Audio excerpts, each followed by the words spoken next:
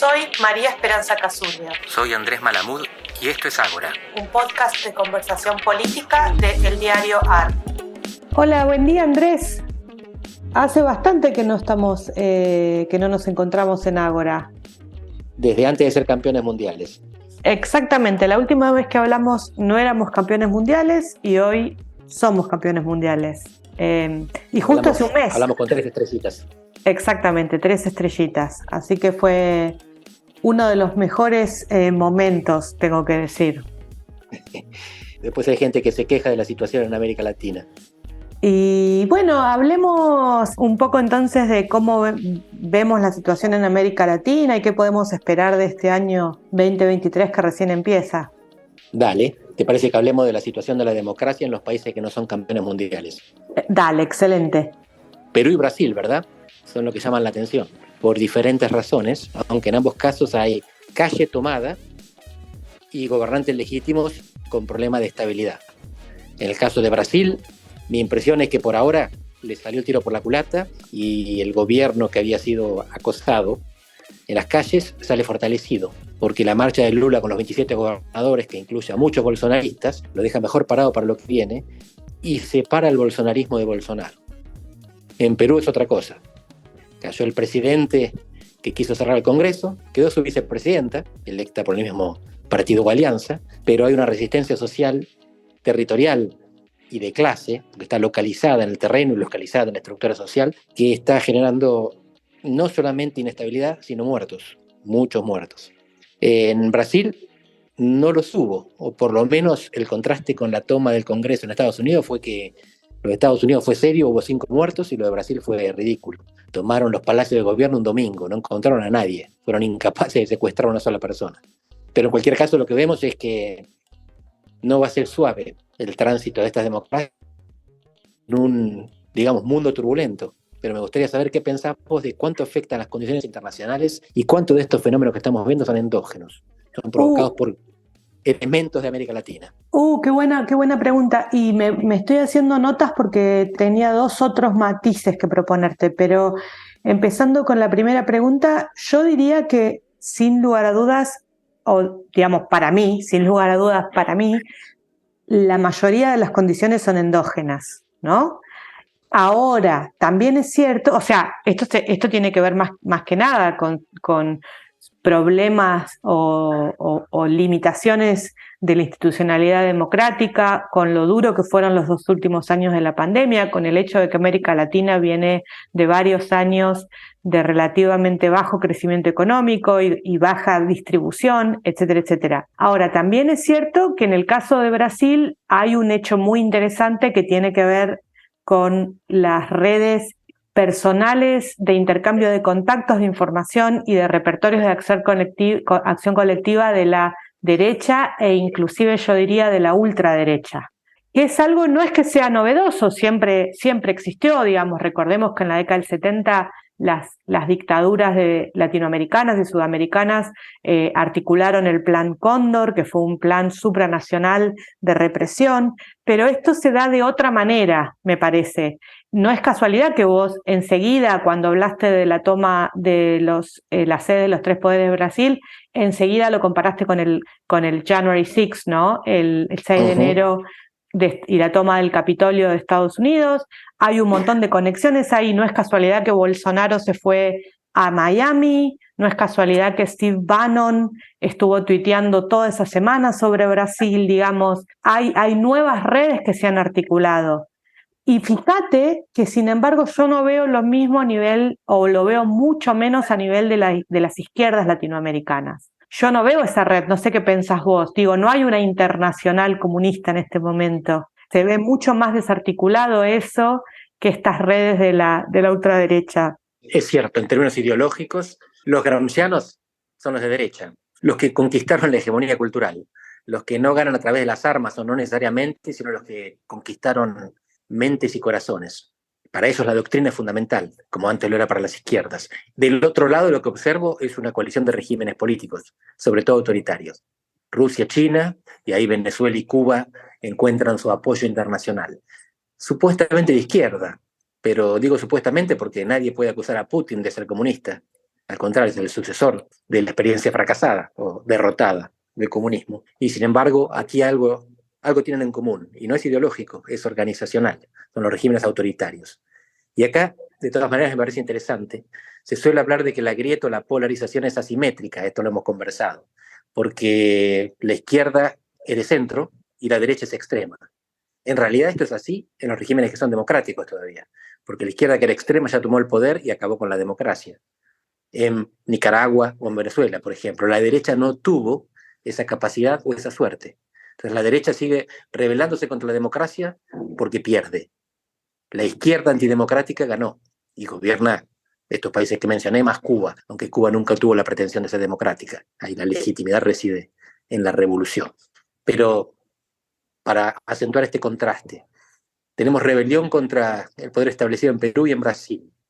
Pero en Perú se rebelan los de abajo, los campesinos, los pobres. En Brasil se rebelan, no te diría los ricos o la oligarquía, pero sí sectores acomodados. Hay una demografía de los tipos que tomaron los 3 poderes en Brasilia y son gente que tiene ingresos y ocio, tiempo libre.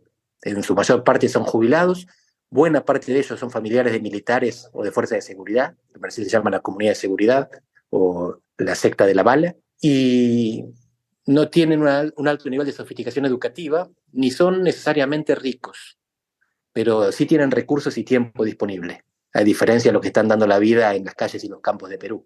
Y esto lo que marca es que la inestabilidad en estos países es compleja, no es unidireccional, no es lo mismo en toda América Latina lo que estamos enfrentando. No, sin duda, pero esto me lleva a uno de los 2 puntos que yo te quería plantear para la discusión. Lo que estamos viendo, me da la sensación, es el hecho de que las élites económicas, pero también sociales y culturales, o sea, los que tienen la capacidad, por un lado, los que tienen la propiedad de los medios de producción, si nos ponemos clásicamente marxistas, por decirlo así, pero también de donde sale la legitimidad cultural, social. Hoy me da la sensación de que una de las cuestiones que diferencian Perú, Brasil, Chile, Colombia, es justamente qué pasa con las élites, ¿no? Me da la sensación de que estamos en un momento en el cual esas élites, por un lado, en algunos casos tienen insatisfacciones con la democracia, no tanto abajo sino arriba, pero también tienen diferentes grados de unidad, por decirlo de esta manera, y eso impacta mucho en estos procesos. Lo digo más claramente. Me da la sensación de que uno de los factores que ayudó a la victoria de Lula y que ahora es un factor que Lula tiene a su favor, es que la élite brasilera se dividió con respecto a Bolsonaro. Entiendo lo que vos decís y comparto plenamente lo que vos decís, pero una parte de esa élite, de los industriales, de los financieros, se pudrió con Bolsonaro, me da la sensación, y decidió darle una oportunidad a Lula, y esto lo vimos en la campaña, digamos, los medios de comunicación tuvieron una postura, yo no sé si diría favorable, pero por lo menos más neutral con respecto a Lula. En Perú hoy vemos al contrario, creo yo, hay una élite, cuando uno se pregunta, bueno, pero ¿cómo se sostiene el gobierno de Dina Boluarte frente a semejante movilización, con un gobierno que tiene una legitimidad de origen debilísima? Y ahí, como vos decís, hay una respuesta que es la élite costeña, la élite limeña, que entiende que estas movilizaciones equivalen a terrorismo y que se están jugando a sostener este gobierno por más débil que sea. Entonces, me parece que es interesante porque estamos en un momento en el cual tenemos que hacer reentrar el análisis de sociología política de clases en Latinoamérica, pero también de una manera que no es monolítica, ¿no? No se puede decir, bueno, siempre los de abajo quieren tal cosa y siempre los de arriba quieren tal cosa, sino que hay un momento de distintos posicionamientos y de cierta confusión que alimenta a la inestabilidad. Me gusta lo de confusión, porque lo que observamos, sobre todo en el caso brasileño, es una diferencia de percepción dentro de cada grupo, sobre todo dentro del grupo de la derecha. Y me refiero sobre todo a las redes sociales, como cámaras de eco. Se está difundiendo la idea de que el gobierno de Lula, además de comunista y políticamente correcto, se va a encargar de expropiar el espacio físico de habitación, de vivienda de las personas. Y mucha gente lo cree. Está convencida de que vienen por su espacio vital. Esto, en otros casos, en otros países, salvo en Estados Unidos, todavía no se ve tan acentuado. El hecho de que haya una distorsión entre la realidad, o lo que nosotros todavía creemos que es la realidad, y la percepción de esa realidad que tienen los sectores que se sienten amenazados. No ven solamente una amenaza comunista, ven al mal, ven al diablo, ven al demonio que es capaz de hacer cualquier cosa. Y no lo estoy metaforizando. Lula en campaña tuvo que salir a decir que no solo no había hecho un acuerdo con el diablo, sino que ni siquiera se había reunido con él. De este nivel de locura estamos hablando. De este nivel de locura que para esta gente no es locura, es la realidad en que están viviendo. Andrés, como última pregunta, porque hace un par de días estuvo circulando un texto de dos grandes colegas, ¿no? De Scott Mainwaring y Aníbal Pérez Viñán, que decía que esto representaba un momento de debilitamiento, sí, de debilitamiento de las posibilidades democráticas de América Latina, ¿no? Que esto significaba el hecho de que las sociedades estaban entrando en un momento en el cual había menos aspiración democrática. ¿Vos qué pensás de esto? Me encantó ese texto porque ellos mismos se debaten sobre lo que se venía temiendo hasta ahora, lo cual nunca suscribí, que es el hecho de que hay un retroceso democrático. Y ellos lo mencionan, pero en realidad la palabra que utilizan es estancamiento. Ellos lo que alegan es que la democracia está estancada en América Latina. No se mueve ni para arriba ni para abajo.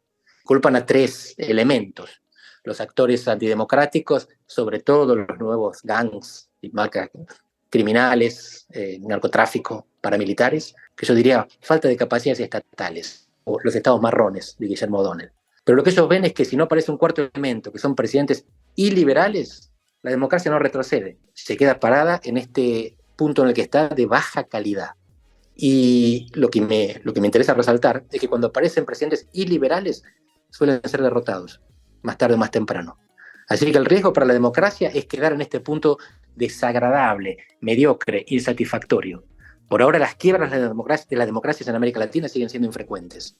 Tuvimos a Nicaragua y a Venezuela, tenemos la derivación, el desvío, backsliding de El Salvador, pero lo peor y lo mejor que nos puede pasar es seguir con lo que tenemos. No es muy alentador, tampoco es terrorífico. Y esto quizás es malo, que no sea terrorífico, que no nos asustemos de lo que tenemos, que nos acostumbremos a la mediocridad, porque no hay incentivos para salir de ella. Sí, al mismo tiempo muchos de estos movimientos que causan inestabilidad, eso que es una palabra que a los politólogos nos da tanto miedo, ¿no? O sea, pertenecemos a una disciplina que desde su propio origen, desde Platón, Orden. Está orientada a la consecución del orden, ¿no? Pero esas demandas son democráticas.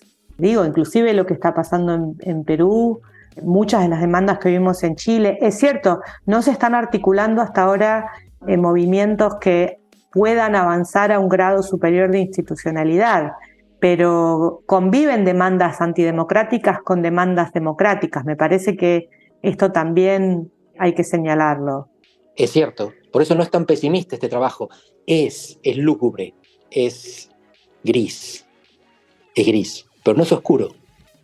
No termina de serlo, porque el problema en el que estamos es que estamos clavados en el presente. El presente es mediocre, es insatisfactorio. Pero no enfrentamos, en el horizonte no está una nueva dictadura, no está un nuevo genocidio, salvo que uno quiera estirar los conceptos. Lo que está es lo que tenemos, y lo que tenemos es profundamente insatisfactorio, pero no lo suficiente como para que nos demos al trabajo de encontrar un camino alternativo.